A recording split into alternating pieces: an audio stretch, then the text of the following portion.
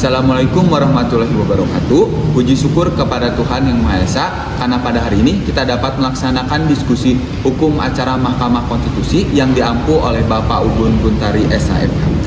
Tema yang diambil dari kelompok kami yaitu pembubaran partai politik karena berkaitan dengan kewenangan menurut Undang-Undang Dasar 1945.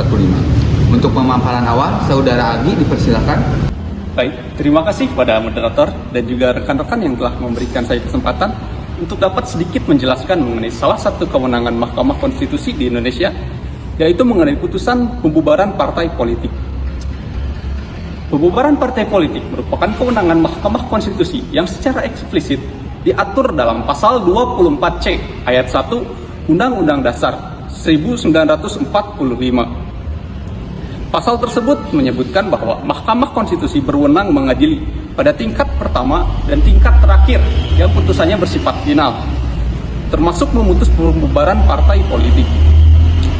Ketentuan tersebut telah dijabarkan lebih lanjut dalam Undang-Undang Nomor 24 Tahun 2003 tentang Mahkamah Konstitusi, sebagaimana telah diubah dengan Undang-Undang Nomor 2 Tahun 2011. Undang-undang tersebut menyatakan bahwa partai politik dapat dibubarkan apabila bertentangan dengan Pancasila, Undang-Undang Dasar Negara Republik Indonesia, atau dapat mengancam keutuhan Negara Kesatuan Republik Indonesia. Dalam hukum acara Mahkamah Konstitusi, persidangan perbubaran partai politik dilakukan secara terbuka untuk umum. Setiap pihak diberikan hak untuk mengajukan alat bukti dan pembelaan. Prinsip yang digunakan adalah due process of law dan keadilan prosedural. Putusan Mahkamah Konstitusi bersifat final dan mengikat, sehingga tidak tersedia upaya hukum lanjutan. Oleh karena itu, Mahkamah Konstitusi harus sangat berhati-hati dalam memutuskan perkara ini. Dampaknya tidak hanya hukum, tapi juga politik dan sosial masyarakat Indonesia. Kewenangan ini menunjukkan bahwa demokrasi di Indonesia bukanlah demokrasi tanpa batas. Kebebasan berserikat tetap dijamin, tetapi tidak boleh bertentangan dengan ideologi negara dan konstitusi. Inilah esensi dari demokrasi konstitusional yang dianut oleh Negara Kesatuan Republik Indonesia kita. Baik, setelah saya menyimak materi yang Saudara Agi sampaikan, saya terpikir satu pertanyaan yang esensial. Bagaimana dengan tahapan prosedur persidangan pembubaran partai politik di Indonesia itu? Baik, pertanyaan yang bagus yang diungkapkan oleh Saudara Jun. Prosedur pemeriksaan persidangan pembubaran partai politik di Indonesia dimulai dengan tahap pengajuan permohonan. Penting ditegaskan bahwa tidak semua pihak dapat mengajukan permohonan pembubaran partai politik. Hanya pemerintah yang memiliki legal standing dan kedudukan hukum yang dapat mengajukan pembubaran partai politik. Hal ini dilaksanakan demi mencegah terjadinya kesewenang-wenangan yang digunakan oleh siapapun, pihak manapun, sebagai alat konflik antar kelompok. Selanjutnya, setelah pengajuan permohonan, Mahkamah Konstitusi melakukan pemeriksaan pendahuluan. Dalam tahap ini, hakim menilai apakah Mahkamah Konstitusi berwenang, apakah pemohon memiliki kedudukan hukum, dan apakah permohonan sudah jelas serta memiliki alasan yang jelas dan lengkap. Jika permohonan tidak memenuhi syarat, maka Mahkamah Konstitusi dapat menyatakan permohonan tidak dapat diterima. Apabila permohonan telah dinyatakan memenuhi syarat, Mahkamah Konstitusi akan memanggil para pihak. Pihak tersebut terdiri dari pemerintah sebagai pemohon dan partai politik sebagai termohon. Pemanggilan ini penting untuk menjamin prinsip equality before the law, sehingga kedua pihak mendapatkan kesempatan yang sama dalam persidangan. Selanjutnya, pada tahap pemeriksaan pokok perkara, pemerintah membacakan dan menjelaskan permohonannya secara rinci. Pemerintah harus menguraikan alasan mengapa partai politik tersebut dianggap bertentangan dengan Undang-Undang Dasar, bertentangan dengan Pancasila, atau mengancam keutuhan Negara Kesatuan Republik Indonesia. Tahap ini menjadi dasar bagi Mahkamah Konstitusi untuk menilai substansi perkara. Selanjutnya, setelah pemerintah menyampaikan permohonan, partai politik sebagai permohon diberikan kesempatan untuk memberikan jawaban.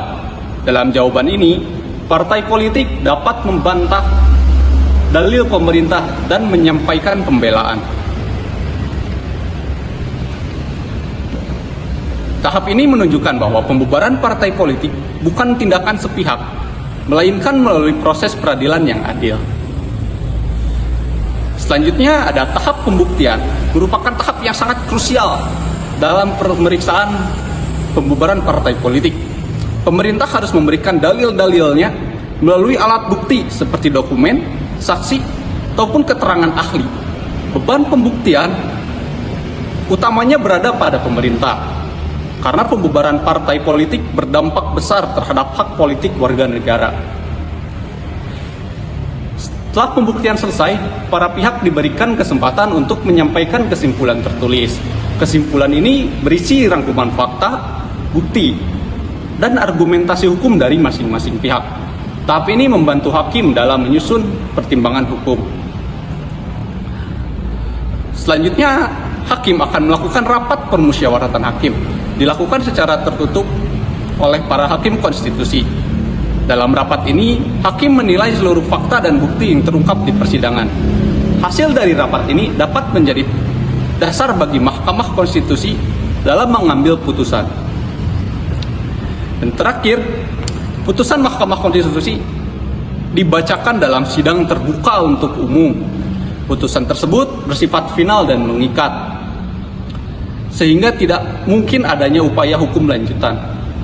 Jika permohonan dikabulkan, maka partai politik dinyatakan bubar dan kehilangan status badan hukumnya.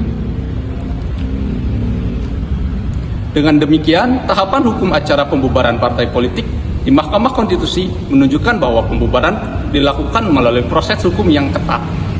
Hal ini mencerminkan prinsip negara hukum dan perlindungan demokrasi. Mahkamah Konstitusi berperan sebagai penjaga agar kewenangan pembubaran tidak dilakukan dengan sewenang-wenang. Baik, kita lanjutkan dengan konteks histori.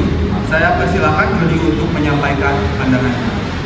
Baik, dalam sejarah ketatanegaraan Indonesia, pembubaran Partai Komunis Indonesia yaitu PKI merupakan contoh yang paling sering dibahas. PKI dibubarkan pasca peristiwa G30S pada tahun 1965. Pada masa itu, pembubaran dilakukan tanpa mekanisme Mahkamah Konstitusi.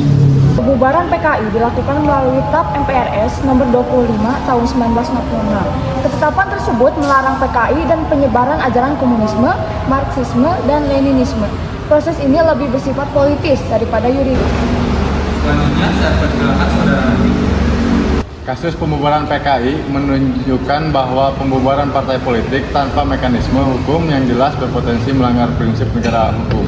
Banyak hak politik warga negara yang terdampak. Hal ini menjadi pelajaran penting bagi Indonesia pasca reformasi. Saya sepakat dengan pendapat tersebut. Pembubaran PKI menunjukkan dimensi kekuasaan politik tanpa kontrol yudisial. Oleh karena itu, keberadaan Mahkamah Konstitusi menjadi koreksi historis yang sangat penting. Baik, kita lanjutkan diskusi. Saudari Isma, silakan. Menurut saya, pembubaran partai politik harus benar-benar menjadi langkah terakhir. Negara seharusnya lebih dulu mengedepankan pembinaan dan penegakan hukum. Pengalaman PKI merupakan betapa besar dampak pembubaran partai politik. Saya setuju, partai politik adalah pilar demokrasi yang mewakili aspirasi rakyat. Oleh karena itu, pembubarannya harus dilakukan secara sangat hati-hati dan proporsional. Baik, selanjutnya dipersilakan saudari Agnia. Hukum acara Mahkamah Konstitusi memberikan jaminan prosedural yang kuat. Setiap pihak diberi kesempatan yang sama untuk membela diri dan mengajukan bukti. Ini merupakan perbedaan mendasar dengan praktik pembubaran PKI. Selain itu, persidangan yang terbuka memungkinkan masyarakat mengawasi jalannya proses pembubaran partai politik. Transparansi ini sangat penting dalam negara demokrasi.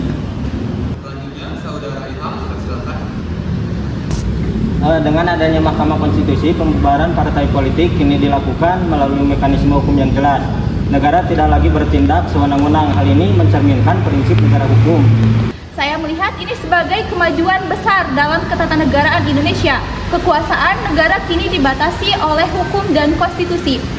Demokrasi berjalan seiring dengan supremasi hukum. Kita lanjut diskusi, saudara Jody, kita silakan. Pembelajaran dari pembubaran PKI menjadi alasan kuat mengapa pembubaran partai politik saat ini harus melalui Mahkamah Konstitusi. Mekanisme hukum mencegah penyalahgunaan kekuasaan ini penting dalam demokrasi modern. Mahkamah Konstitusi berperan sebagai penjaga konstitusi. Kewenangan pembubaran partai politik harus digunakan untuk melindungi demokrasi, bukan melemahkannya. Baik, saudara Nadi, silakan. Putusan Mahkamah Konstitusi yang bersifat final dan mengikat memberikan kepastian hukum. Hal ini penting agar tidak terjadi konflik berkepanjangan, sistem ketatanegaraan menjadi lebih stabil. Kepastian hukum juga mencegah intervensi politik dari pihak-pihak tertentu. Mahkamah Konstitusi menjadi benteng terakhir konstitusional. Inilah esensi check and balance. Baik, selanjutnya saudari Risma, silakan. Pembubaran partai politik harus berdasarkan pada pembuktian yang kuat dan objektif. Tidak boleh hanya berdasarkan asumsi politik. Hak politik warga negara harus tetap dihormati. Ya, saya sepakat. Oleh karena itu, pembuktian dalam persidangan Mahkamah Konstitusi menjadi sangat penting. Hakim konstitusi harus menggali fakta secara mendalam.